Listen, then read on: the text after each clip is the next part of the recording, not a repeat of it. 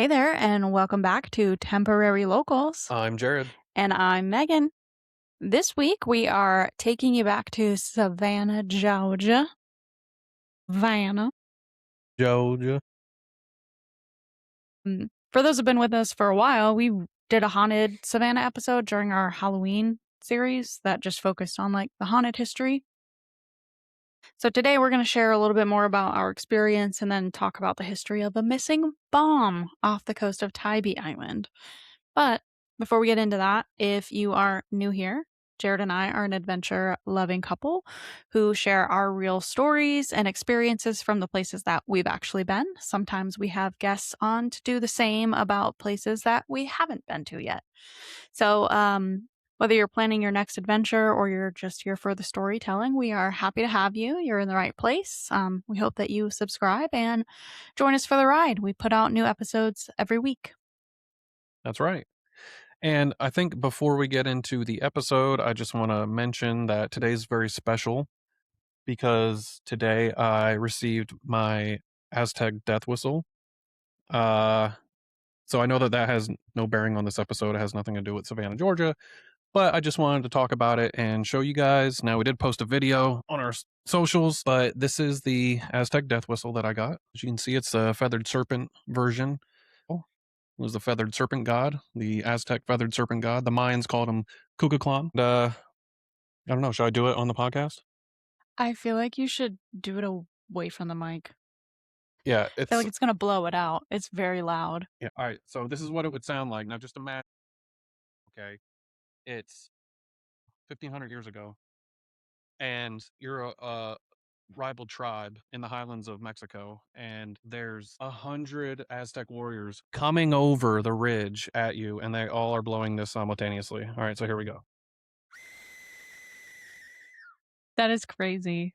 So yeah, it's a very jarring sound, and I think that's kind of the point. But that one's really cool. I've wanted one for a long time, but they make like plastic ones and 3D printed ones and stuff. But this one is actually handmade. It's clay, like they would have had back then. Like they would have made hardened clay, and yeah, I mean it's not like a authentic Aztec death whistle. I think they are probably extremely rare and run a lot of money, but it looks authentic and it's really cool. So I'm excited, and it's one of the coolest things I think I have.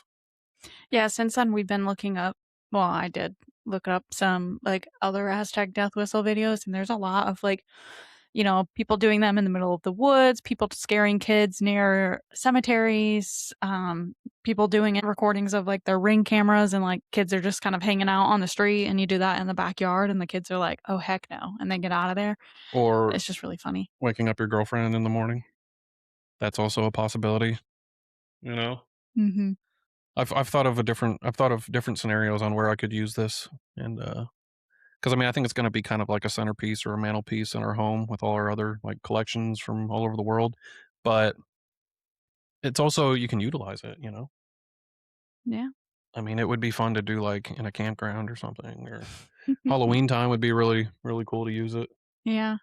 But it is made out of clay, and it is like I don't want to break it. So anyway, I just wanted to let you guys see that and kind of experience that and see how cool it is. So, yeah, I'm excited about that.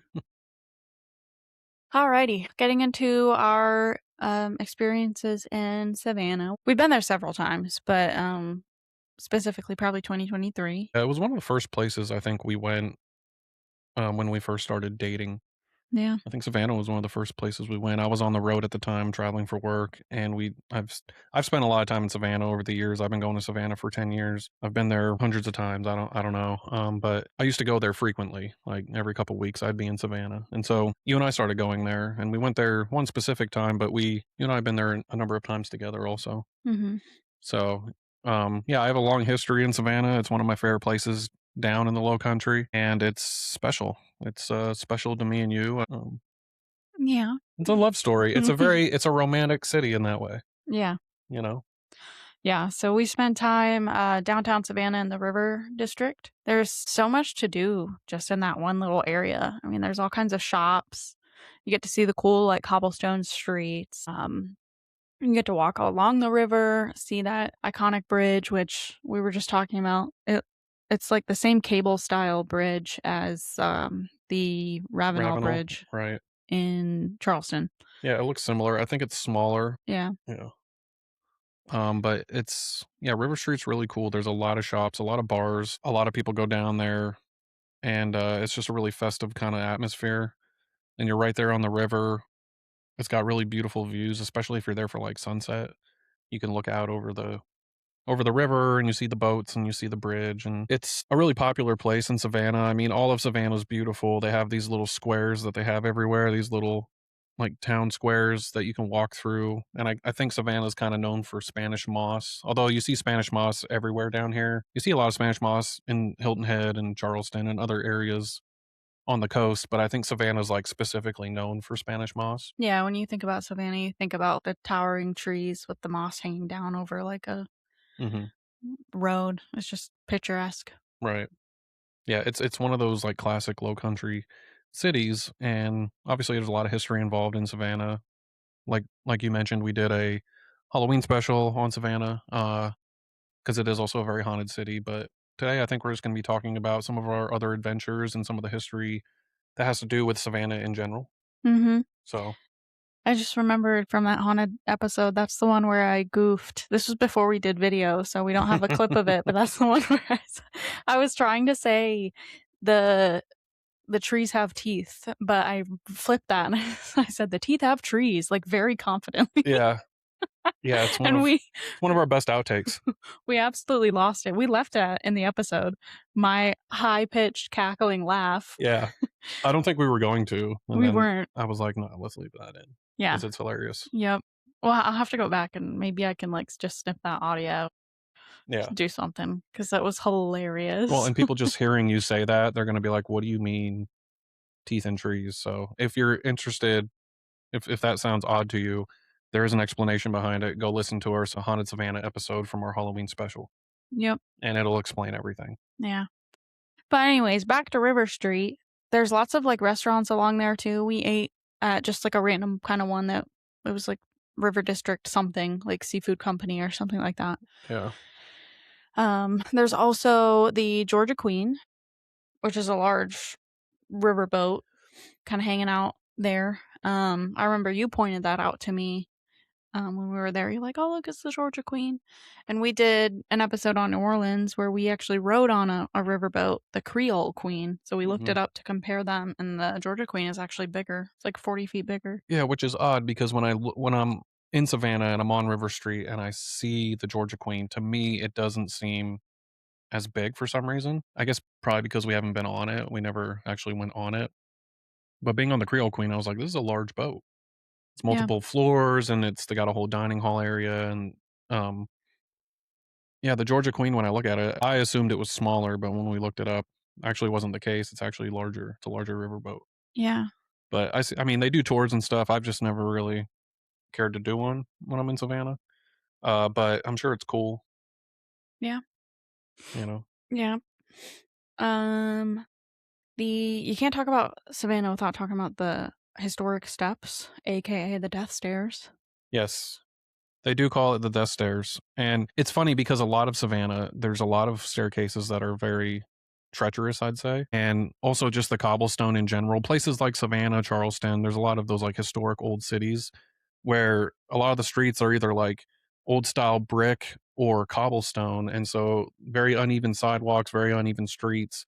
And what's fascinating is like a lot of these places are very heavy with partying and bar hopping and like bar crawling and people drinking, which is just a recipe for disaster. And so, I mean, you could go out any night in like Charleston, like historic areas of Charleston or like downtown Savannah and just see drunk people just eating shit on the street. Yeah, one wrong move, too high of a heel. Yeah, You know? it's not a place to wear like high heels and be drinking and walking around. Yeah, it's hard enough in just like flat-footed shoes. Yeah, I mean, you could fall and hurt yourself just being sober walking around. Mm-hmm. But the death stairs that we're talking about in particular is a specific staircase that actually has a warning sign on it that says, I think, use at your own risk. Yeah. Yep. I think because there's several staircases, and there's one that like kept popping up that was like a lot longer, I guess, and had like multiple. platforms. Mm-hmm. But you'll find other ones that are just kind of, it's like one set of stairs, no platforms, and they have a sign that says like historic steps, use at your own risk. Yeah. Yeah, So and I'm assuming many people have fallen down those stairs drunk or otherwise and just got absolutely wrecked. yeah, I they actually follow a page called Death Stairs, and it's just really dangerous or like uneven or crazy staircases from around the world. And I've seen the Savannah Death Stairs on that page before. yeah. So I mean, they're well known. Uh, we climb them every time we go there, but yeah, they're very steep and they're concrete. They're uneven too, yeah. Right. They're made from 18th century ballast stones, which are the rocks that they put like at the bottom of the ships to keep them steady. Hmm. So that's kind of cool. Yeah, But they're definitely historic and historically dangerous. Uh, the other stair staircase that's also pretty crazy is it's like the Death Stairs, but it curves and it goes up from River Street up to the up top where there's like restaurants and stuff. And I've seen a girl one night with her like group of friends. She was a bigger girl, big lady, and she was coming down the stairs and I literally watched. I was just like watching and I saw her ankle buckle at the bottom and like looked like it broke and she fell onto the hood of a car and it was just crazy to watch, but it was also kind of funny. She wasn't hurt. I think it was just, you know, probably she probably had flexible ankles. I hope so. But yeah, it was, I'll be honest, I kind of chuckled. It was funny. All her friends laughed at her too, but it was like one of those things where, yeah, I don't think she was seriously hurt, but you could get seriously hurt on that. Yeah. So, Yeah, for sure. Roll an ankle, sprain an ankle, yeah, break one. yeah, There's also fountains down on River Street too, which we had fun kind of running through. yeah. Um, and some of them have like lights through them. It almost reminds me of like a splash pad because it's like it's just Coming kind of from the like, ground. yeah, it comes from the ground. Yeah. Yeah. We took videos of us like running through them because the quicker you run through them, like you won't get as wet. So you try to like run through them quickly. It's like almost like like a what are those You courses? weave in and out. Yeah. Yeah, that was fun. There's also like it was like neon sign, like little ice cream shop thing. It's got one of those like funny curved mirrors. We had fun taking Oh, pictures in yeah. that too. Yeah. It's just a fun place to walk around. And I Yeah. mean, if you go to Savannah, there's other things that we're going to talk about to do in the area aside from Tybee Island, just in Savannah itself. But River Street's cool to check out.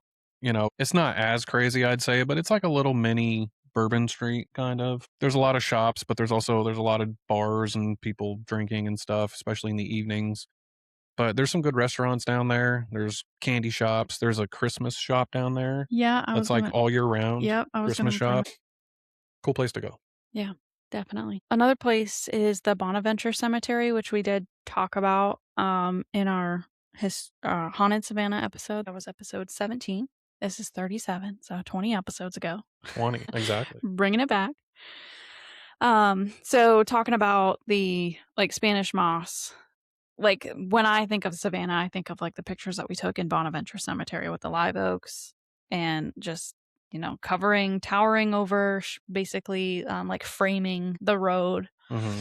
Um, just gorgeous grounds. There's lots of large statues and gravestones there. Some of them have some stories. There's the Gracie Watson one, which we mentioned, but it's a little girl statue, which is actually behind kind of like a wrought iron fence.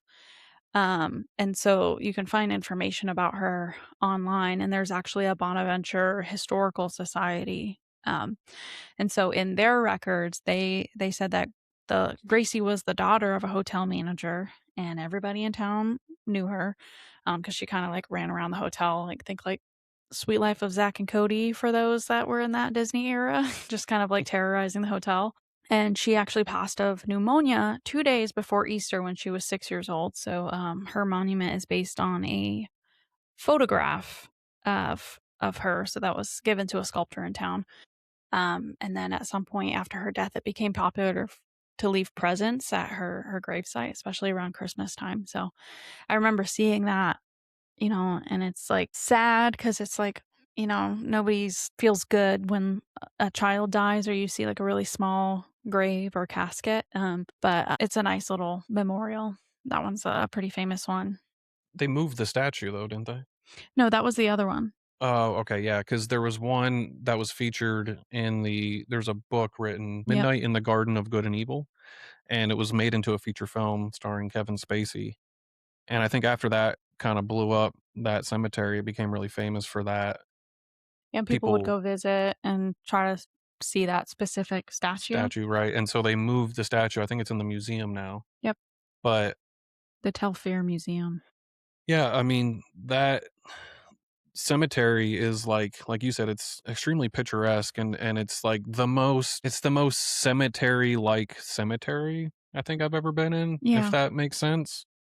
It's like when you think of like a old Gothic style, like real like classic looking cemetery, it's Bonaventure. It's the hanging trees and the Spanish moss, and then it's a huge cemetery too. And there's different sections of it, and there's Yep. like a historic old section. I mean, the whole thing's old, but like there's a really old section that has like the oldest graves. And walking through that, I mean, just the sheer beauty of it, but when you look at like some of the gravestones and how old they are, Yeah. you realize how much history is in this place. And it's really cool to walk around like in the evenings as it's getting dark before they close. And it's super creepy, but it's beautiful at the same time. Yeah, I remember because when we went, there wasn't a whole lot of people there. We saw, like, 1 or 2 tour groups as we were walking, but, like, they would take a different path, and then we'd be kind of, like, by ourselves because we didn't do a guided tour, and, yeah, I remember it being kinda eerie Hmm. some places, but just kinda walking around looking at all the, headstones and statues and stuff. Yeah. Definitely worth it. Cool spot. And even the drive out there, because it's a little bit on, like, the outskirts, a bit of, like, downtown Savannah, and that drive to the cemetery is really beautiful. I Yeah. mean, just all the overhanging trees with the oaks and the Spanish moss is it's an awesome drive too. Yeah, I love, like, driving to the like, any beach really, and then when you start to see the Spanish moss hanging down, it's like, "Oh, we made it. Yeah, We we're here." finally no, when you start to see palms that aren't planted, Yeah, when you start to see, like, natural palms, you're like, "Oh, like, we're actually, like, on the coast now." yeah, So, yeah, because we got palms here, but I don't think they don't grow naturally in Colombia, or at least not in the Midlands. yeah, So, yeah. yeah. Um, so yeah, anything else on, like, Savannah itself? I mean, we've been there so many times, it's almost like I don't even know what all to say about it. It's just we've done so much and spent so much time there. Yeah. We also went to there's, like, Bird's Cookies, which is, like, a famous Mhm. cookie shop, store. Yeah. Um, that That was one of those random things we kinda yeah, we were stumbled like, "Oh, upon. let's go in there." Bought some cookies, and then, they have, like, a little I don't know if it's, like, a glass of milk or something that, like, it's a mascot or something, it's like a statue out front Yeah. we take a picture with. It looks like Yeah. Shakezilla. Yeah, That's what it looks like. it It does. looks just like Shakezilla. Like they stole their mascot. Well, I'm sure they were around first, but yeah, Yeah. Yeah. from Aqua Teen Hunger Force. But, yeah, it's Savannah's pretty famous. I mean, there's a lot of films and stuff that were, Forrest Gump, the bench scene where he's sitting there telling his life story, that was filmed in Savannah in one of the squares. So, yeah, I mean, there's been a lot of books written about Savannah, a lot of movies filmed there, and just in the area. I mean, we've talked about, like, the movies filmed in Charleston and Hunting Island, and a lot of, like, Vietnam stand-in scenes are filmed in those areas because it's, like, a temperate jungle, Yeah. you know? Yeah, and talking about the squares, just walking around basically neighborhoods, the residential areas, seeing the historic houses, we did a ghost tour, so we toured it that way on foot, but, you could probably drive around too and just see as much, but, like, if you're not into doing all that walking, but, yeah, there's so many different squares, and in each square, there might be like monument or a statue or something with a placard with some information. And then just kind of seeing all the houses is really cool too. Yeah, I mean, I know that was a different episode and it's doesn't necessarily apply, but doing ghost tours in Savannah is one of my favorite things to do, and it's the perfect city for that, which we again, if you're interested in the more haunted side of Savannah, go back and listen to our Halloween special, but it's, we talk a lot about that, and that was also the night that you peed in that alley. So go listen to that story too. Yeah.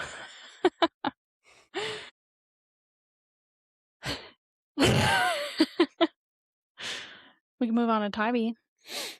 Yeah, So, first time I ever went to Tybee Island, you took me there. I didn't even know about it, know it was a thing. We just happened to go there during Orange Crush weekend. And if you're not familiar, that is a major, historically, like, unpermitted annual beach party associated with Savannah State University and other HBCU, historically black colleges and universities. So, started in like 88, 89 as a spring break celebration, but kind of grew into like a much larger gathering with tens of thousands of attendees. So, I guess 2025 was the first year that they like their organization went through getting like permits for the event. And so the attendance rating, so when we were there in 2023, it was like estimated at 82,000, and then the following year in 2024 was 43,000, and then in 2025 it was 30,000. And I remember that was when we were there, it was crazy. There was just people everywhere walking around, like big groups of people walking around. The traffic was insane. it was wild, and it was one of those things where we didn't do any research beforehand. We were like, "Yeah, let's go to Tybee," and we show up, and we're like, it's just a crazy party because Tybee typically, even in the summer, even during like high season, Tybee's pretty chill. It's a small island too, by the way, and like you said, it says 82,000 extra people on the island, and Tybee's not a big island. And so we show up and we're like, what is going on? But we were already there, so we stayed. But it was crazy. It was wild. I mean, Yeah, I remember we were like, imagine bringing your family here for like a, spring break weekend or something like that, and like not knowing that it's Orange Crush weekend. Cause I mean, it was like you said, like partying. There was, yeah, it was like Mardi Gras, yeah, but in a very small area. And it was wild, man. There was car chases, and we saw people like dancing on top of cars and roofs, and yep, there was fights, and it was pretty wild. It got pretty out of hand, and I think there was a few shootings too. I remember seeing on the news after we had been there. We didn't witness it, but there were shootings that yeah, happened, and it reminds me, kind of like you were saying. Imagine showing up not knowing that it's that particular weekend, and it reminds me of when I was younger, and we'd go down to senior week at like Ocean City, and you'd see people there with their families pushing strollers and stuff, and they obviously didn't realize that it was senior week that week. And I even back then, I was just like, "Man, I feel bad for these people, like, they picked the wrong week to come to to come to the ocean." Yeah, so you gotta look those things up if unless you're going to the beach all the time, and we go at that time, especially, we were going all the time, but mhm, so it wasn't a big deal because we were gonna be in Savannah again, like, a week later or whatever, but if you are one of those families that you take, like, you know, 1 beach trip a year for your vacation, make sure it's like a normal weekend and yeah, you're not showing up to bike week in Myrtle Beach or something. yeah. That would be crazy too. Yeah. Um, but like looking up more about like the Orange Crush Festival, I don't know if they just started doing this or if this is how it had always been, but they have it on the orangecrushfestival.net that they're doing like a tour.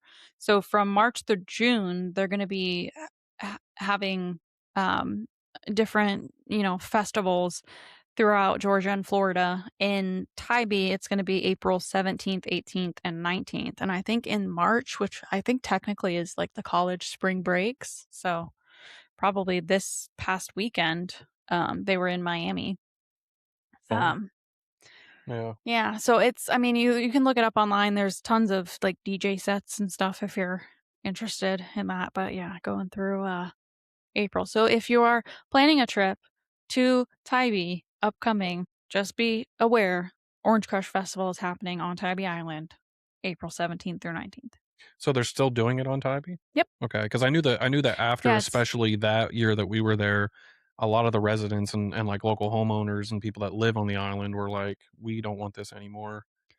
I uh, I thought yeah, I'm they had not moved sure. it to Miami, which would be a better setting, it's a bigger city, I you know? think maybe they moved, like, the spring break one because then all the students from, like, Savannah are, like, traveling to Miami, for, like, the March spring break, but they call the, Tybee their home base. Mm, That's what the Tybee, location is called. yeah. It's like, on the tour dates and stuff, but I don't it might be different now that they've gotten permits, and even on that website, they were like, "We're committed to working with the city and, all the required steps and things for the permit." And the 2025 event, like, city officials said that it was a success because, they had plans for traffic barricades and they had law enforcement officers present and things like that. So I think that getting the permit, the city is able to better plan for things like that. I don't know. Locals might still not be happy about it, but I think most places, because like Daytona was a spring break destination for a real long time, and the locals kind of did passed and enforced laws to, try to curb that. Like, I remember going down there actually I got a tattoo in Daytona, but they can't have tattoo shops on, like, Ocean Avenue Mhm. or Ocean Boulevard, I can't remember which one it is. So, what they do is they have storefronts, and then you go in there and you're like, "Oh, I wanna get a tattoo," and they're like, "Alright, hop in this bus, we're gonna take you across the bridge to Mhm. our actual parlor where we can finally do the tattoo." So, like Right, it's a way to work around it. yeah. But yeah, I think, any place that becomes a spring break destination, the locals are like, "Uh-uh, please." Well, we talked about that with St. Augustine. St. Augustine was the original spring break place in Florida, Mhm. and, I mean, that's going back many, many decades, and Yeah. so eventually it kinda moved out of there. I don't think many people necessarily go to St. Augustine for spring break anymore, and it moved down to, Yeah, I think that had a lot to do with like, St. Augustine was, like, one of the at that time when it was a spring break destination, it was one of the, like, furthest points that you could travel to, and then as they started, like, building out the roads and stuff, then people started going further south to, like, Miami and the Keys and things like that. yeah. So I think that's a factor too. But, yeah. Also on Tybee, there's the Tybee Island Lighthouse, and we climbed that, and that was kind of when I figured out that I might have an aversion to heights. I remember climbing up it, so it's 145 feet, 178 stairs with platforms every 25 steps. It's the tallest lighthouse in Georgia. Yes, oldest and tallest in Georgia. I remember because you kind of go out a door, and as soon as we set out that door, it was like I couldn't breathe. So I had to, like, stay up against the side of the lighthouse before I couldn't go to the railing. I had to stay, like, kind of, like, up against it and, like, calm myself down and, like, remember how to breathe, and then I was like, "Okay." But I remember that took me aback because I was like, "What is going on? Why am I feeling this way?" Yeah. That was crazy.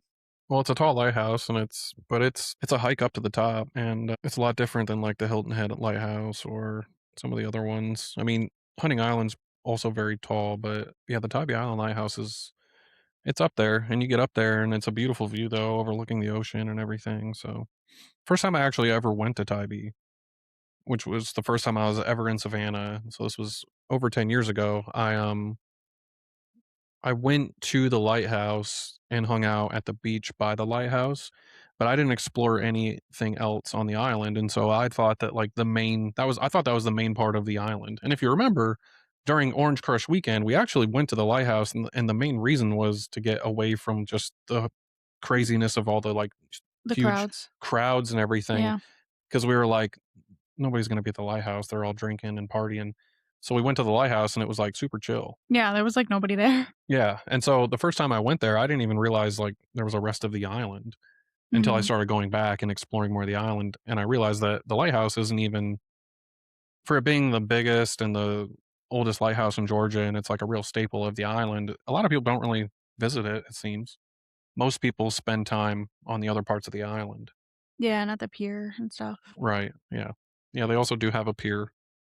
And I've also been to Tybee during the holidays, and it's also a really cool, like, festive island during the holidays. They put a big Christmas tree downtown, and then the pier's all lit up, and they have lights everywhere, so it's really cool during the holidays too. Yeah, that's cool. And I think one of our favorite restaurants, it's one of the main restaurants there, is Fanny's on the Beach, and they have an upstairs seating area, they used to anyway, and you could look out, you could eat food while you look out over the beach and everything, but it's a big pink building, and it says Fanny's, and there's so many times where we'd be, like, in the ocean swimming, and we'd be in the water, and we'd just, like, look and be like, "We're hungry, let's go to Fanny's," because it's, like, right there, you could see it Yeah. from the water, you know? Yeah, and the pier is really cool too. That's the one that it's got the concrete, like, pillars underneath it. I Mhm. took a cool kinda, like, photo of, like, the water reflecting the pillars. But the lighthouse, there's also, like, a museum there, and there's, like, different buildings that you can go into, so you can go into the lighthouse. There are 2 cottages, like, the head keeper's cottage, the second assistant's cottage, and there's like, a kitchen and a first assistant's cottage there, so I guess there's 3. And a bunch of, like, different buildings that you can go into with some information, there.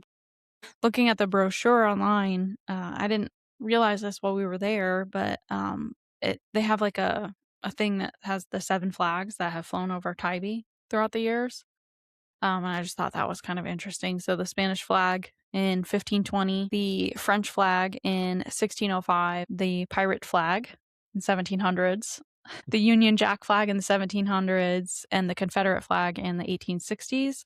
And then now there's the Georgia state flag and then the United States flag hanging there. So I thought that was just kind of cool of like the different, like, Yeah, it's such a rich history on the coast down here, and like you said, the pirate flag flew over in the 1700s, which would have been the golden age of piracy, and I think a lot of people, when they think of piracy, they think of, like, Pirates of the Caribbean, and they think of the Bahamas and the Caribbean area, but there were a ton of pirates on the, like, East Coast of the United States during the Mhm. 1700s. Yeah, even as like far up north as like Myrtle Beach. Yeah, yeah.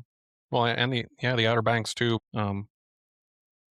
Yeah, I mean, in Charleston, and Blackbeard used to go to Charleston, and there's a lot of history there too, so really cool to learn about, and they have all that information when you go to visit the lighthouse. There's all kinds of plaques and things that tell you the history before you climb up the lighthouse to the top. Yeah, highly recommend the lighthouse. I mean, sometimes I guess during busy seasons that there can be a line to get in the lighthouse. But what's cool about that is there's other, things that you can kind of explore while you're kind of waiting for other people to kind of go up and down. But we didn't have that issue. There was no line, no wait. There was maybe like 2 or 3 other people there while we Mhm. were there. And we also kind of I think we went like right before they closed too. Yeah. I think they close at like 4. Well, and another thing I Um, like about the Tybee Lighthouse is it seems more like an authentic lighthouse. Not saying the Hilton Head Lighthouse isn't cool, and it's obviously it is a real lighthouse, but they have like a gift shop in there and stuff, and it's very touristy. The Tybee Island Lighthouse, like, there's nothing in there. It's a legit. It's how it looked when it was built. You know, yeah. it looks the way it did from the beginning, and it's still very. They don't put a bunch of stuff in it, and there's no gift shop inside of it. So you literally just climb up this lighthouse like the keepers used to back in the day, and Yeah. it's a really, like, authentic experience, I'd say. Yeah. Now, there is a gift shop, it's just not in the lighthouse. R That's what I mean, yeah.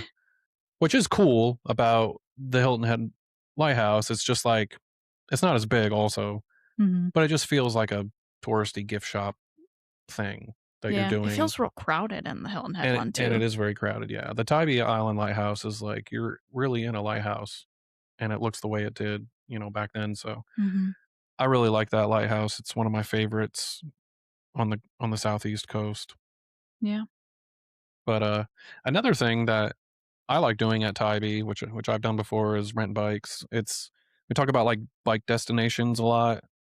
It's not as good as Hilton Head. Hilton Head is, like, the number 1 bicycle destination maybe in the country. I mean, it's, like, so set up for bicycles and biking around the island. Tybee's not like that, but it's still a really cool place to rent bikes and just pedal around, and you can go out on the beach. They don't have as many bike trails as like Hilton Head would, but um, it's a cool way to get around the island. Yeah. Kind of like the streets around the lighthouse too, like the residential streets are really cute too. Hmm. It reminds me of like growing up in like a small town. Yeah, yeah. Yeah. Tybee's got a real local feel to it. There's not a lot of it's not big with like resorts or giant condos and things. I mean, they do have some of that stuff, but once you get off the water and you're like into the island, it's pretty local. Yeah. And I mean the sand on the beach is nice too. Yeah. It's like the you know, soft sand and um just hanging out, spending time on the beach, like near the pier or, finding a spot is it's a good beach. Do you ever do like shark tooth hunting there? You can.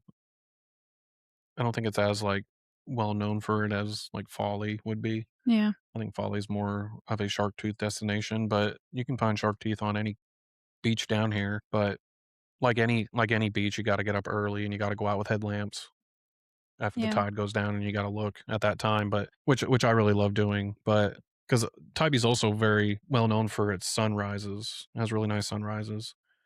Which is another cool thing to do is to like get up early before the sun comes up, get on your bike with headlamps, go out to the beach and just ride the sand as the sun's coming up and look for shark's teeth. It's like Yeah. a cool idea to do if you're into that. But yeah, I love Tybee Island. It's one of my favorite places down here. Not as much to do as maybe some of the other islands, but if you just want to spend time at the beach, if you just want to like hang out at the beach, go out to eat, just do like simple things. It's a really cool place. It's not going to have a million different putt-putt courses. It's not going to have water parks. It's not going to have all that kind of stuff. It's a more local chill spot, and so for that reason I like it. Yeah. I just remembered by the beach, they have nice, like, changing rooms. Mhm. So there's like, a bunch of them that you can go into and I mean we use those when we were there. I just remember that they're pretty spacious in there. So I mean you could bring all your kids in there and everybody can change into their suits and go out on the beach and vice versa. So You know what we forgot to talk about? Pier 14 restaurant. oh yeah. Fanny's is a really good restaurant. I've already talked about Fanny's for just like some local eats, some bites, but if you wanna go to like a more fancy place, not that it's like super fancy, but if you wanna go to like a nicer sit down restaurant, Pier 14, I used to get the mahi tuna. Oh my god, dude. It's one of my favorite things I've ever eaten, and we used to go there all the time. Yeah. No, I'm pretty sure there's like white tablecloth at Yeah. Pier 14, Yeah, it's fancy for Tybee Island, but but it's not like $5 sign fancy. right, but it's called Pier 14, it's on the pier, and you go up into this beautiful restaurant, and the food is just immaculate.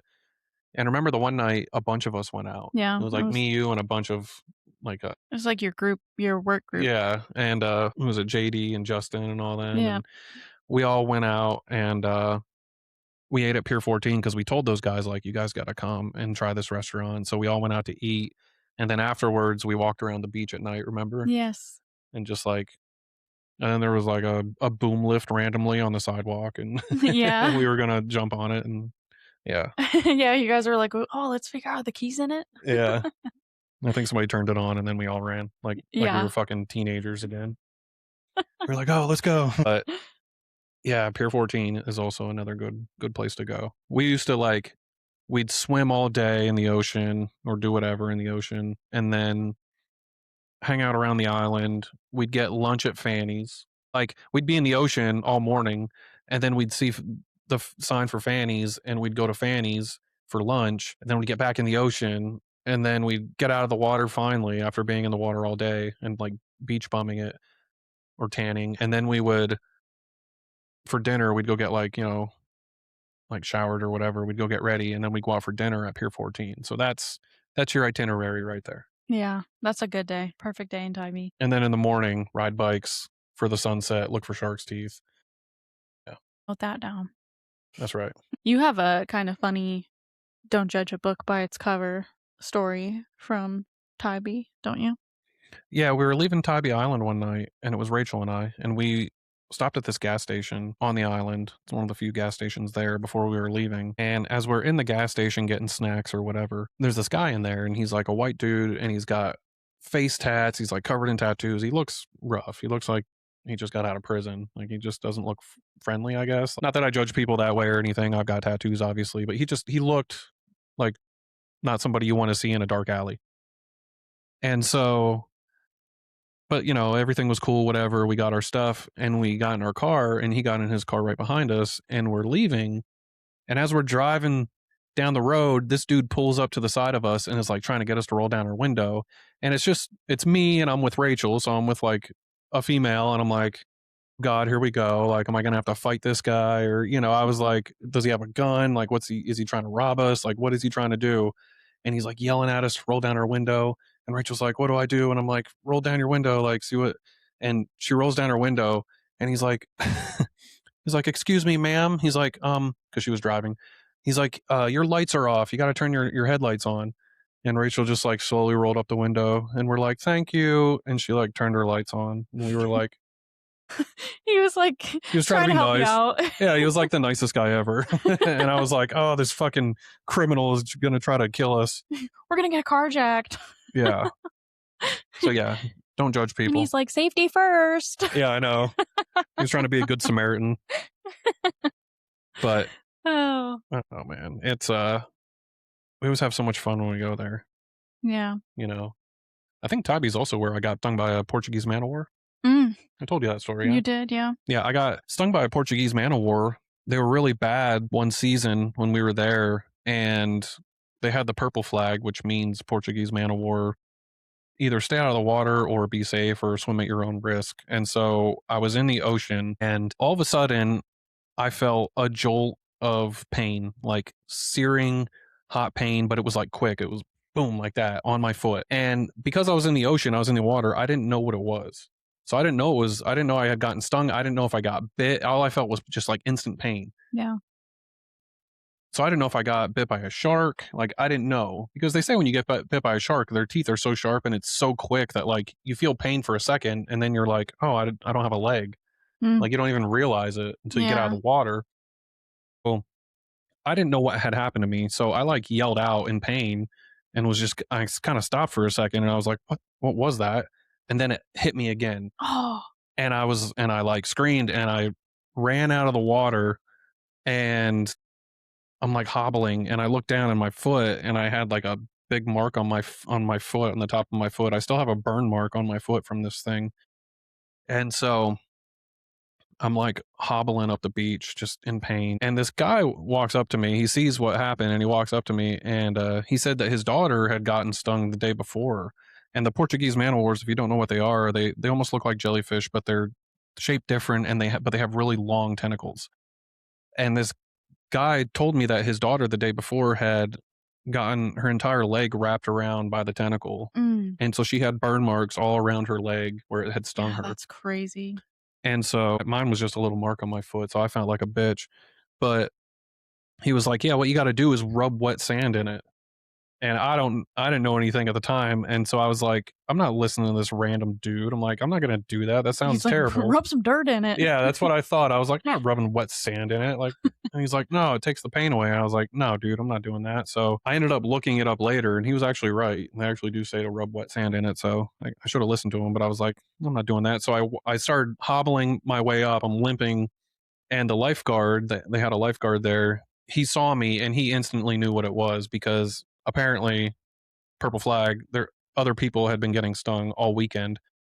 He's like, we So got a live one. he had a bottle of vinegar Yeah. ready and he knew exactly. I didn't even have to say anything. He's like, oh, you got stung, didn't you? And I was like, yeah. And so he sprayed it on my foot and like instantly felt better. Yeah. Yeah, if you ever get stung by a Portuguese man o' war, spray vinegar on it. I'm assuming that works for regular like box jellyfish too. But he sprayed my foot and it felt better, but I mean I still was in pain for like a day. It hurt. Yeah. If you've ever seen like the videos of, it's probably like National Geographic of like what happens when a jellyfish tentacle touches you, it shoots out like needles and Like they little inject barbs. like Yep. venom. Hmm. Yeah. It's That's crazy. I've been stung by jellyfish a few times and would not recommend. And I think they were just like the regular, mild jellyfish or whatever. I've never been stung by a man o' war, but I have seen tons of man o' war washed up on the shores, and they're really pretty They are, because yeah. they're kind of bubbled up. They kind of look like an empanada, like a clear empanada. Yeah, they almost have like a little mohawk type thing, Yeah, right? And but they they're like purple and purple, yeah. blue. Hmm. Yeah. Some jellyfish are really pretty too. Yeah. You know, you're almost like if you ever been swimming and you're surrounded by them, you're kind of like amazed by them, and then you realize like, oh shit, I need to get out of here. Yeah. You know, Yeah. fascinating creatures. Definitely alien. They're like, there's no way that they're of this world. Yeah. But so yeah, that's my story of getting stung by a Portuguese man of war. Tybee Island. That's right. Okay. Well, I want to talk about the lost bomb on Tybee Island. All right, let's get into it. This is probably our favorite fact about Tybee and our favorite story. So, You told me about this right, when we were there. You were like, "Did you know there's like a lost bomb out here?" And I was like, "No way." not just a lost bomb, but a lost Nuclear bomb. an atom bomb. Yeah. Yeah. So, all right. So tell everybody. Okay. So you shared this with me the first time.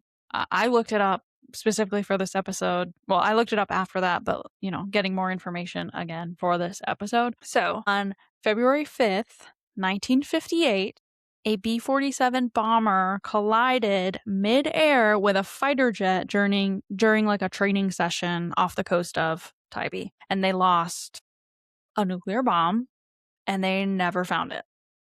They were doing like a night practice exercise. So we have in this situation 2 pilots, Clarence Stewart, who is flying the North American F-86 fighter Sabre jet, and then Colonel Howard Richardson flying the Boeing B-47 Stratojet.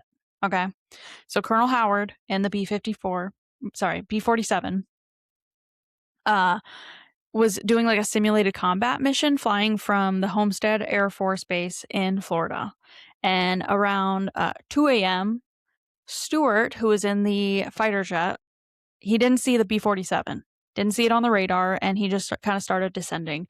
So fighter jet collides with the B-47, and then in that collision, the left wing of the F-86 fighter jet just kind of like ripped off. And when it did that, it damaged the tanks on the B-47. So the fighter jet pilot, he ejected, parachuted to safety in a swamp like 10 miles away. Richardson, flying the B-47, remained airborne, plummeting from 38,000 feet to 20,000 feet before he like regained control. Once he did that, he was like starting to freak out about the bomb that's on board. And he's like, what if it detonates like when we land? So he asked for permission. It was granted to jettison the bomb, to just yeet the bomb off of the plane. And so it landed in the waters around Wausau, I don't know, it's Wausau Sound. Mm-hmm. And then Richardson landed safely at the Hunter Air Force Base outside of Savannah. And he was actually awarded the Distinguished Flying Cross for safely landing that bomber. So after that, they sent out a team of like 100, Navy personnel, and they were using sonar trying to find this bomb. And they ended up stopping looking after a little more than 2 months. So they tried to find this bomb for like 2 months, couldn't find it. At that time, they didn't know like how much radioactive material was there, the destructiveness capability of the bomb, or whether or not it even contained a bomb or if it was a dummy trigger, which would be just kind of like a weighted material to simulate like the weight in the aircraft. So at first, they weren't sure if it had the plutonium core or not. And then if it was replaced with a dummy, it would still have the explosion capabilities, but not like the atomic capabilities, if that makes sense. Like it could still do like a conventional explosion, just not atomic. Right. So after that incident, the Air Force, they were like telling the public, like the nuclear capsule was totally removed prior to flight, and it had a simulated 150-pound cap full of lead. They were like, nope. No atomic material, no nuclear material. Okay. They widely accepted that for like 30 years. So documents from a 1966 congressional testimony So this happened in 58. They had a testimony about it in 66. Those documents weren't released until 1994. And they revealed at that testimony that the weapon was indeed a complete, fully functioning bomb with a plutonium pit. The bomb was a 7,600 pound or 3,400 kilogram Mark 15 hydrogen thermonuclear bomb, which has an explosive yield of 3.8 megaton, which is 190 times more powerful than the Fat Man bomb that was dropped on Nagasaki in 1945. Wow. And that bomb caused immediate destruction to like 3 square miles. So they're saying that, this bomb would cause an above water explosion with a fireball with a radius of more than a mile, and then thermal radiation for 10 times that distance. Jeez. Isn't that insane? That's and that's insane. just chilling off the coast of Tybee. So I didn't know all those details that we looked up in preparation for this. When I told you that story, I didn't know if it was off the coast or if it was actually on the island itself and it had been buried somewhere. And so I was thinking like you could just be walking along Tybee Island somewhere and step on a bomb. Because I thought that was kind of like what why it was such a serious situation that they try to find this thing is because it was like possibly on the island. They were unsure, but it sounds like they're pretty sure it's off the coast. Yeah. And it's pretty far off the coast. Yeah, I don't know how far. I was having trouble trying to like read between the lines and figure out where like this actually happened, and maybe that's for a reason, right? But yeah, no, it's out there. I've read 2001 and 2004 there were separate kind of like groups that went out there still trying to like look for this bomb. They've said that it's like buried under 15 or more feet of like silt underneath the water. In that report, that 1996 report, the congressional hearing that was released in 1994, they talked about another lost nuclear incident from 1965 in the Western Pacific, where a plane had gone over like the side of an aircraft, an aircraft carrier. There was a pilot and the weapon in there, and they were never found. Jeez. So that was also mentioned in there, and the U.S. is reportedly missing 6 nuclear bombs to date, just out there. Somebody sold them to the Russians. Well, and there was a rumor about that one off Tybee that it was picked up by a like Soviet submarine or something like that, but no evidence has been found to support that. If anybody's interested, there's a really cool documentary called Operation Odessa.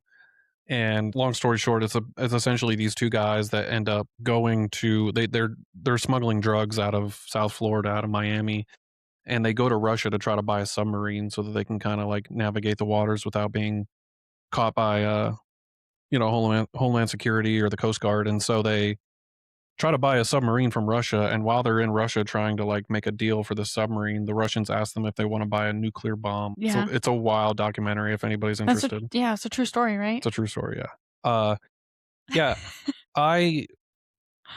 Because the Air Force Base in Savannah, I thought they had an actual bomb testing program. That's what they were doing. It wasn't just like a random bomb in a plane. I thought that they actually did testing there. Yeah, I'm not sure. I know that this specific situation was it was like a training exercise. Right. Which is interesting because the guy in the fighter jet couldn't see the other plane on the radar. So that's interesting.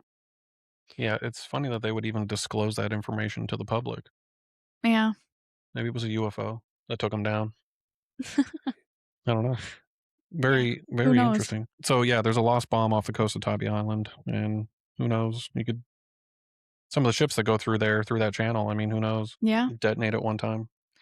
Well, and the thing about that, I think it was like after that they started doing things a little differently. So I think they'll still like make the bombs, but there's like, I don't know, different things in place so that if they lose a bomb that they can find it.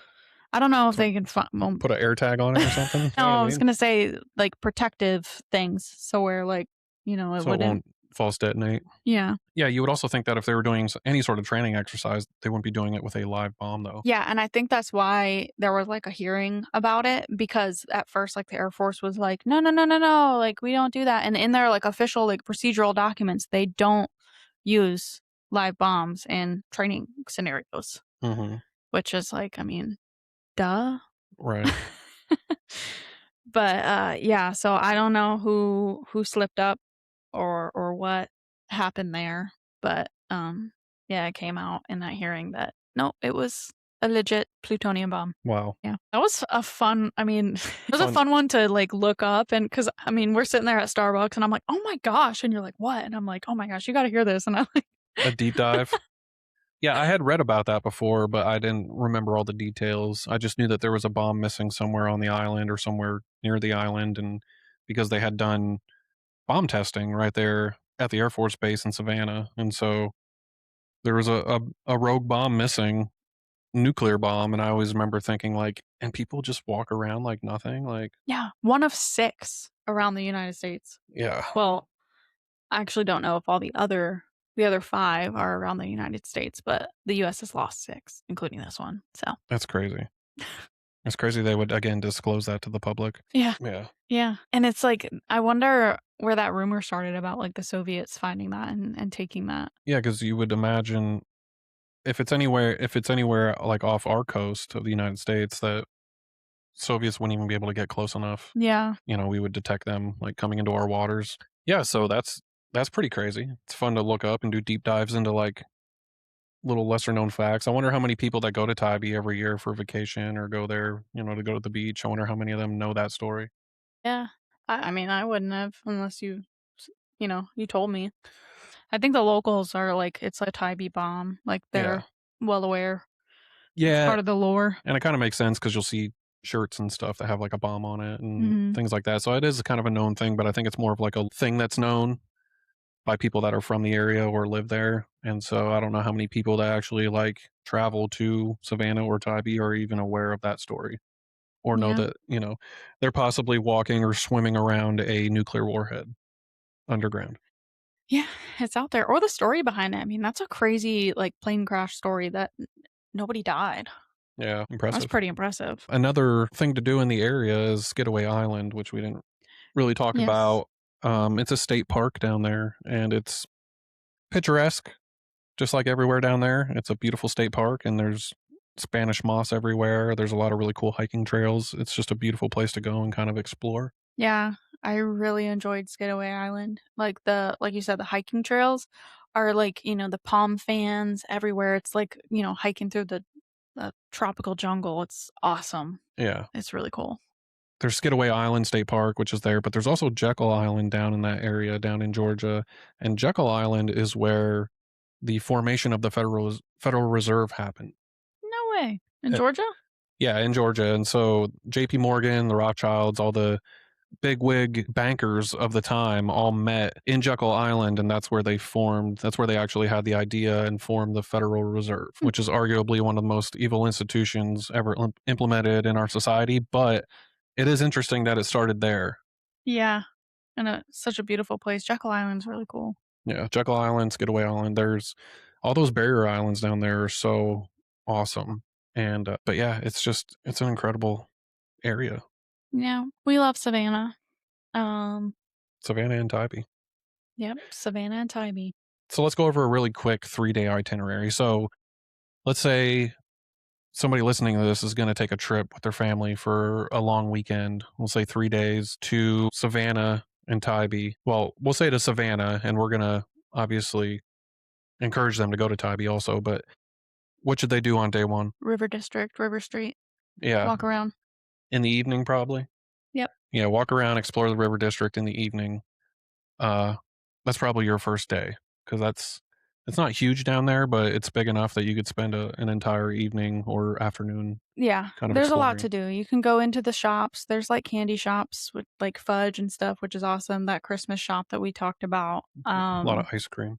Lots of ice cream. Shell shops, gift shops, like lots of cool places to go into down there. Lots of restaurants to see to make your selection there. And then probably do sunset at the river. Do the Georgia Queen if you're into that. I could kind of take it or leave it. I felt the same way in New Orleans, though. I remember when we talked about doing the Creole Queen, going on the riverboat and like going on a cruise. I remember I was kind of like, okay, fine, like, but I had a great time. Yeah, It was actually really awesome. it was. So sometimes that little nudge to do something you're kind of unsure of turns out to be a blessing. Yeah.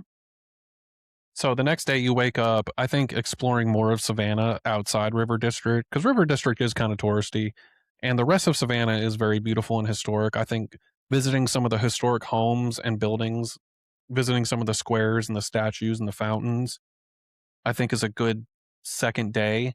And then in the afternoon of that second day, heading out to the Bonaventure Cemetery, and it kind of leads into that with like really historic, picturesque type of a vibe. And I think you could spend the end of your day at the cemetery just walking the grounds and kind of exploring that way. Yeah. Or you could swap, because if you're only there for 3 days, you could do first day, like we talked about. The second day that we just mentioned, you could do that on a Sunday, and then have your Tybee Island like beach day on a Saturday. Yeah.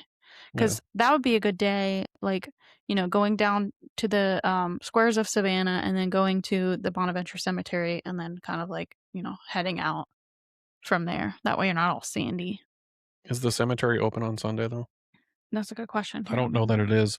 I don't think Fanny's and some of those places in the off season are open on Sundays. Like I said, it's a very sleepy little town, kind of beach town. It's open daily, 8 to 5. Yeah, so you could do that. Then we're going to say the third day, your Sunday, your last day, you're going to go out to Tybee and kind of explore Tybee, do the lighthouse, Yes. eat at Fanny's, swim in the ocean, beach it up, and then I'd say do dinner at Pier 14. Yeah. Is it Pier 14 or Pier 16? Actually, I think it might be Pier 16. There is a Pier 14. You know what? Pier 14 is in Myrtle. I think you're right. Yeah, I got them mixed up. But anyway, go to that restaurant before you head out and have dinner there. So that's our 3-day quick itinerary. And obviously you can play around with that, but I think that's just a kind of a quick summary of what you could do there. Yep. And Tybee Island is open Wednesday through Monday. The lighthouse? Yeah, so they're not open Tuesdays, I guess. Right. See if it's Pier 14 or 16. Yeah, I'm going to do that. Pier 16. Oh, yeah. Pier 16, Tybee Island, Georgia. Okay. So I'm sorry what I said earlier. I talked about Pier 14 for like 3 minutes straight. It's Pier 16. Pier 14 is a different restaurant. Does exist though. Yeah. But no, it's Pier 16 is in Tybee Island. So go to Pier 16. Yeah, Pier 14 is Myrtle Beach. I don't know what I was thinking. Also not a bad restaurant, but not as good as Pier 16. Yeah. Alrighty, y'all. This has been our Savannah episode. Savannah, Georgia. Thank you guys for listening and hanging out with us, listening to our crazy stories. Well, I guess they weren't that crazy, but listening to our stories. I don't know. I got stung by a Portuguese man of war. You peed in an alley. Yeah, it's pretty crazy. I mean, there's a missing nuclear bomb somewhere on the island. That is legit crazy. That is legit crazy. That's like straight out of a movie. Yeah. Why have they not made a movie about it? Yeah. Maybe they have. Got Leonardo DiCaprio. Hollywood, get on it. Yeah. All right, you guys, that's it for this week. Thank you so much for listening.